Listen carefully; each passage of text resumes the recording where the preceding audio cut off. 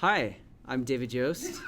I played Billy Cranston, the original Mighty Morphin Blue Power Ranger. The only blue Mighty Morphin Power Ranger. Okay.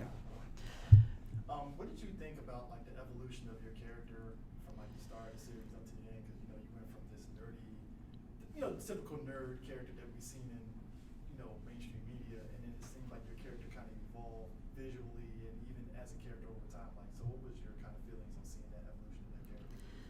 Well, I mean, for me as an actor, I kind of steered Billy in that way, just because in the beginning we were trying to do goofy stuff and play the nerdy kind of thing stereotype, and I didn't want that. And early on in the scripts, I kept seeing like none of Billy's friends could understand him.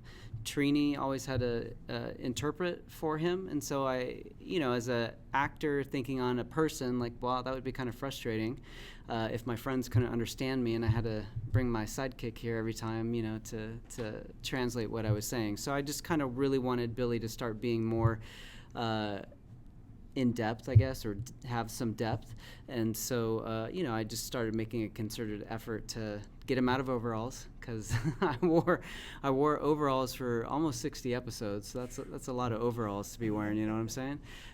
So just kind of trying to break the stereotype a little bit. And I just really wanted Billy to grow as a person. And so as an actor, I feel really honored to play Billy and proud to have played Billy, because he did get to grow so much over the course of his time on Power Rangers, and went from being really sort of shy and timid, not having a lot of confidence, and then as time went on, he really came into being a strong young man. And so I'm proud of that.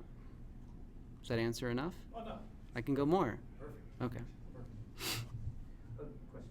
Go. So if things were different and you were actually chosen to be the Gold Ranger, how would you approach that role? I don't know.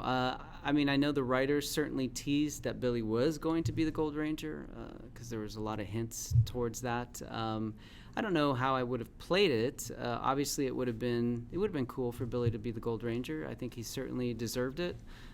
He often got the Power Rangers out of a lot of predicaments because of his intellect and thinking of things and creating devices to help the team.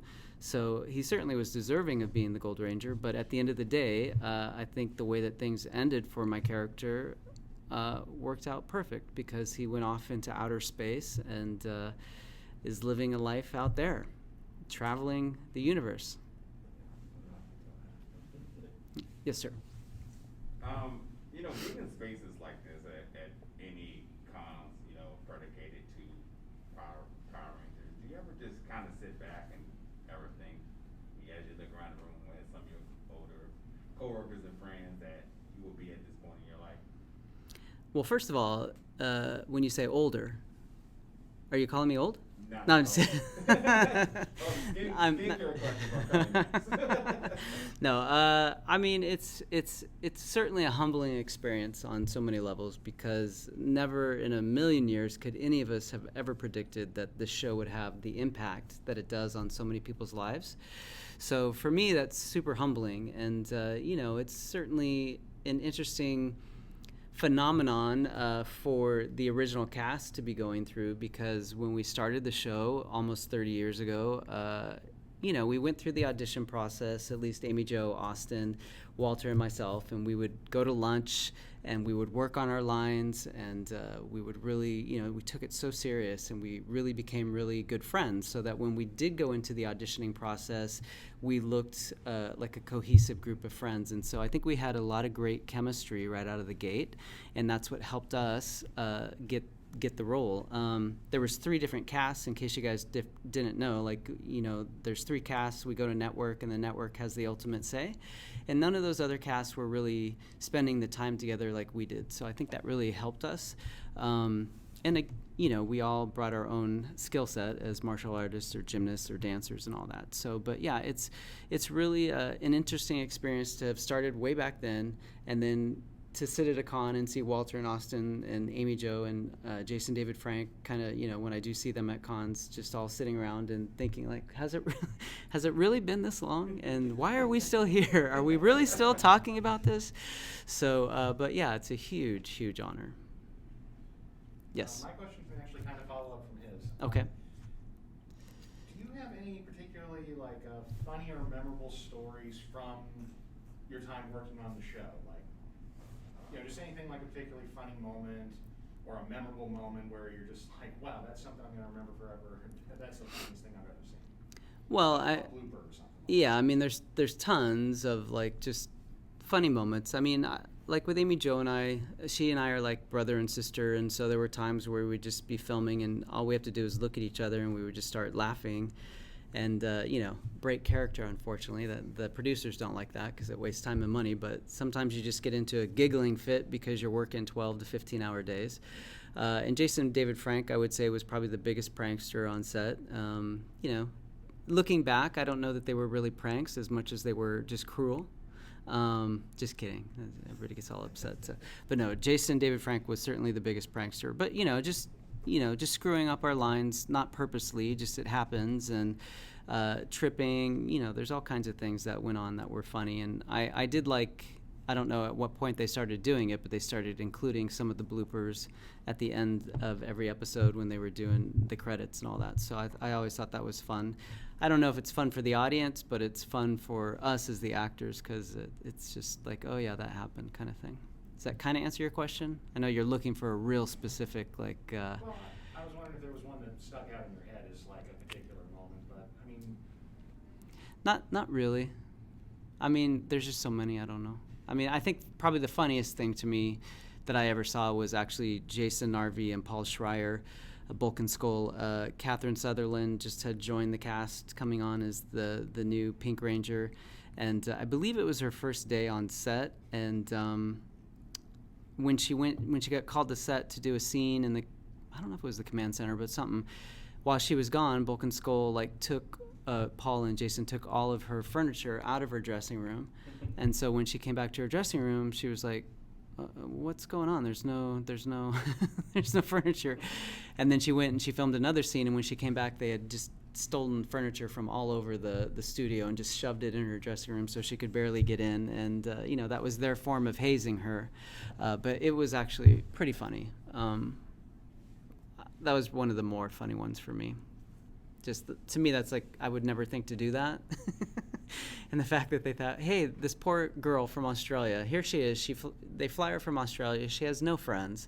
She doesn't know anybody. They have her staying in a hotel, and this is how they haze her. Are we already out of time? Go ahead. I know we're here, talking Power Rangers, but it's okay. Speak a little bit about your upcoming project, The Order. I am not really involved with that anymore. It's been an ongoing thing for almost 5 years, I think, now. I actually am really disappointed in the producers of that.